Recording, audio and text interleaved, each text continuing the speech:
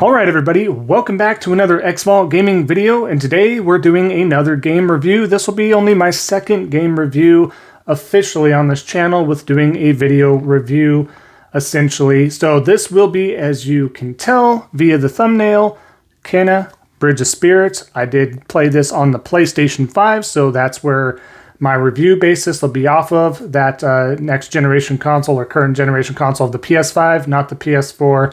And I did not play it on any other platform like the Xbox Series X or anything. So, without further ado, let's go ahead and jump to the review.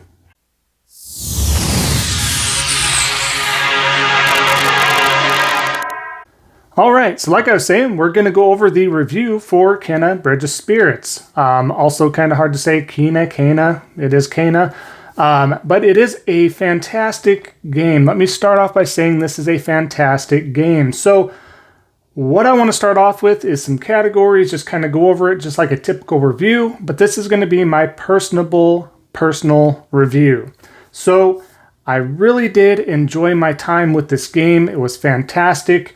Just as a quick synopsis here in regards to what is going on and how I felt the game played like, just right off the bat, I want to let you know, in my opinion, I thought it played between this perfect mix of Pixar meets Dark Souls, or the Souls type games, really, with a little bit of Sekiro sprinkled in there as well, as far as the parrying and everything like that, but just a really interesting experience. So first of all, I do want to go over a little bit, in regards to the story. It is pretty basic. It starts you out as Kena.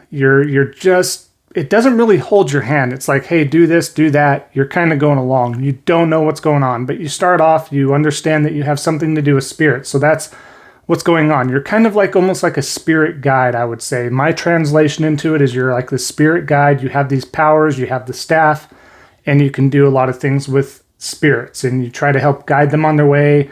And in theory, or ultimately, you are stopping them from being corrupt or corrupted and all that, or they're already corrupted and you're helping free them and understand why they became corrupted. So really interesting premise there. It doesn't go off of too much as far as who Kena is, where exactly she came from, what her past is, how she came about her powers necessarily. I'm not going to go into spoiler territory in this review, so I'm not going to go into spoiler territory on the narrative here, but it does allude to some things for Kena, but you don't know that much. I wanted to know much more about her than I'm knowing about the other antagonists that you're going up against in the story.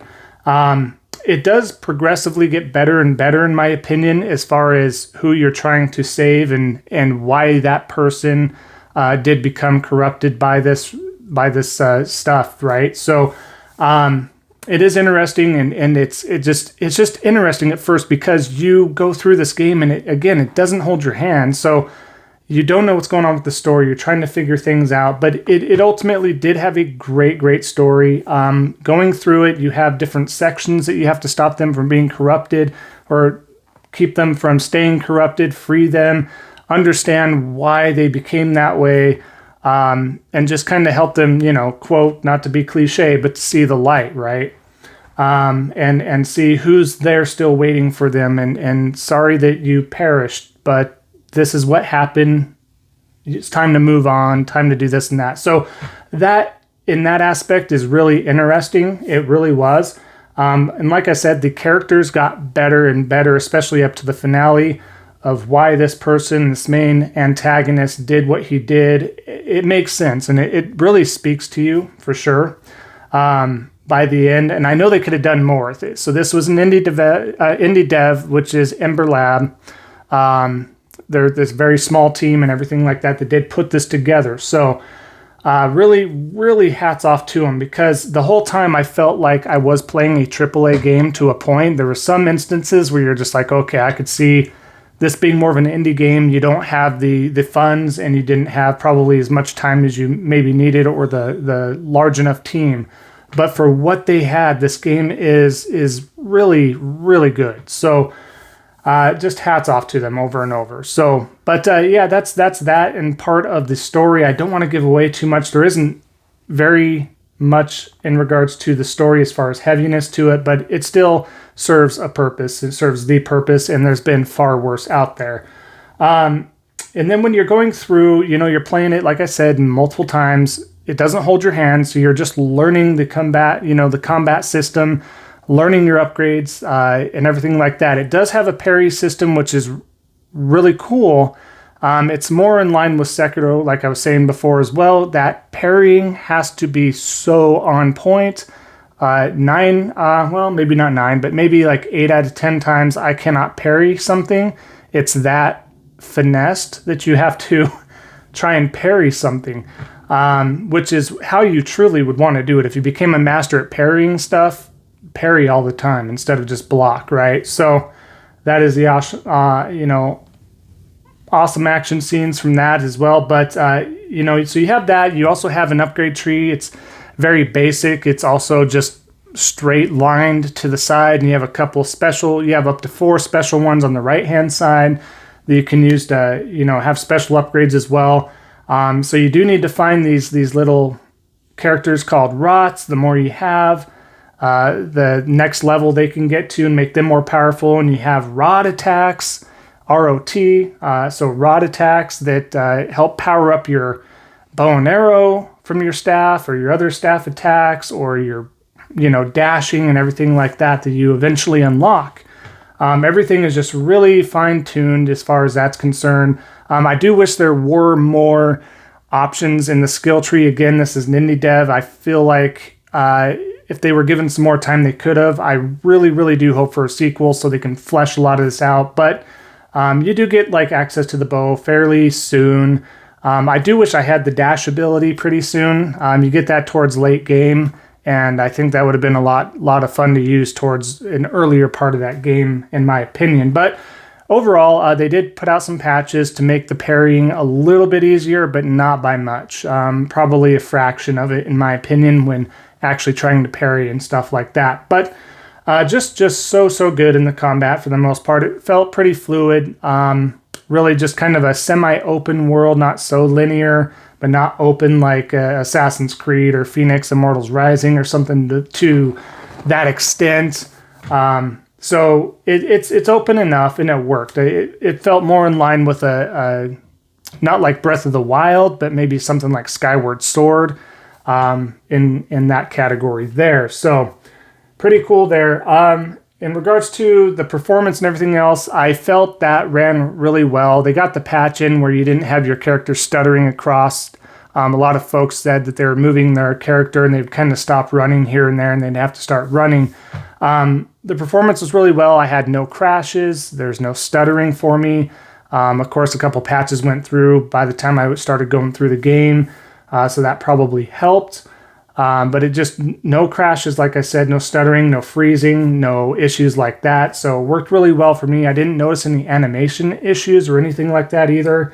So that was great. The sound, the sounds were great. The soundtrack felt really well. I loved the ending soundtrack to the final fights and stuff like that. It just really, really kind of spoke to your soul, so to speak. Kind of like, again, just to reflect on a really good, deep Pixar film, one of those trying to tug at your heartstrings kind of moments with that soundtrack. So they did really good there. The voice acting was a little bit low. It was great. The voice acting was great, but I felt like that audio was a little bit low. I probably could have tweaked that maybe. I don't know for sure yet, as I didn't try to. But just the basic setting, a lot of that voice acting was pretty low on the audio end. But the other aspect of that, I hope they do patch later on for the folks out there that haven't played it yet, is when you do transition from regular gameplay to an actual cutscene, it does go from 60 frames per second to 30 frames per second. So that's a little bit jarring, in my opinion. So hopefully they kind of flesh that out. But that's being real nitpicky there, of course. So there is no multiplayer to this, just a straight up single player game. So you don't, anybody that was hoping for co-op play or anything like that, there is none of that. And it just looked really, really good. It really did. The graphics just were really on par, super Pixar-like, and just a really good time. At first, it takes a little bit to get into. I'm not going to lie. It takes a little bit. At first, I was like, man, I don't know if I'm going to like this. It's not too puzzle heavy. There's some puzzles trying to figure stuff out, but not to like, again, to reference Phoenix Immortals Rising. That was over the top in regards to how many puzzles you have to do. It's like, let me have fun. There's puzzles and there's too many puzzles. I think this did an okay thing with the puzzles. They balanced it enough, and the gameplay action, it got pretty sequential, I would say. You're like, okay, I just did big old fights. So I know I'm going to expect how to come out of this next section. I'm going to have to do some puzzle solving here, trying to find out how to take out this corrupted growth and bring back the regular growth and all that stuff there, or whatever the case is. But they had some pretty unique stuff there in regards to puzzle solving and, throwing your explosive chi, I would so to speak, out there that makes the rocks and everything like that suspend. So you can make different jumping platforms. You can use your bow to grasp on from these different tethers of these flowers. You got your double jump and everything like that to kind of help with the puzzle solving too. So that was really good. But man, like I said, to kind of reference full circle back to the beginning, I do want to let you out there, don't let the cutesiness of this game lure you into the fact that this is an easy game. It is very difficult when it comes to a lot of the combat. I did not even play it on master difficulty. I beat this on normal, and boy, was that pretty tough. That kind of put me to my strengths there. It kind of just put me to the limit there, so to speak, right? So that was interesting because I was like, wow. But I really, once you get it down the first time, I think going to a master difficulty, it's just, getting hit easier, taking more of your life. So you just have to really be on it. I know there are folks out there that did it. I just don't want to try that yet, but maybe down the line we'll see. But yeah, just a very, very difficult game. So if you want to get this for your young kid that may just be a casual gamer to stuff, just know that if you do get that in their hands, they may not like it as much because it is very difficult, and I don't know when they'll kind of be stuck in their tracks. So, and then the same can be said for adults, right, that are just casual gamers out there. This might be a little difficult, so I do want to stress that go in, if you still want to pick this game up, just go in with the expectation that this is going to be a little difficult, and by a little difficult, I mean pretty difficult. So the difficulty ramps up pretty quick. So with that being said, for those of you that are still interested or just up for the challenge, I do suggest this game 100%. I do feel like this game could do so much more in a sequel, so I really hope this is sold well so far. And it's just a really great game to sink your teeth into. Most of you out there will probably enjoy it a lot. Just, again, keep that expectations in check and kind of go with it there as well. So appreciate that. But I'm going to go ahead and finalize this game with a score of out of 10. So what I'm going to do is give this a 7 out of 10. I want to give it an 8 or a 9, I really do, but there's just a few hiccups and nuances I would like to see improved, but 7 is very solid. It's hard for me. I'm very nitpicky when it comes to things. The game has to be really good in order to get that 8, 9, or 10, but this is really a solid 7. I'm not going to do like a 7.5. I don't want to do the 0.5, so just solid numbers, but yes, that is the final score, and I just want to let you all know out there, you should not miss this though. It really is a fantastic game if you're up for the challenge. So get out there. That should also drop in sale, I'm sure, close to Black Friday. It is only $39.99 right now, so it's not a full price $60 or $70 game. $40 is really fair. If you can pick this up for $30 even, it's a steal. And anything less than that going forward, what are you waiting for? Go ahead and try it out. So really enjoyed my time with it. Can't wait and hope for a sequel as well from Ember Lab. So I'm wishing them the best, and I hope this sold well. And I know it was received really positively, so looking forward for more. So hope you enjoyed this review. Let me know your thoughts and comments below. Have you heard of this game? Have you checked it out? If not, I have a couple gameplay clips on there. I know I didn't have them all, but the way I was wanting to play was just not in the streaming window to do so. But definitely check out those couple clips below if you are interested, and let me know if you're looking forward to this game or if you are looking forward or plan to pick this up in the future. Always looking forward to hear from you. So thanks again. Appreciate all the support, everybody. We are at 119 subscribers. These ones are sticking, so thank you to everybody that did join the community recently. That means so much. Feel free again to follow me on Twitter, Instagram, as well as the Discord. That information is in the description below if you are interested as well. And always looking forward to interacting with each and every one of you as well. So don't forget to comment, like, and subscribe as well. Help me out, help out this small streaming channel and this gaming channel in general, as I always appreciate that more than you know. So thanks again. Everybody enjoy the rest of your Wednesday, and we'll see you next time on the next Xvault gaming video. Take care.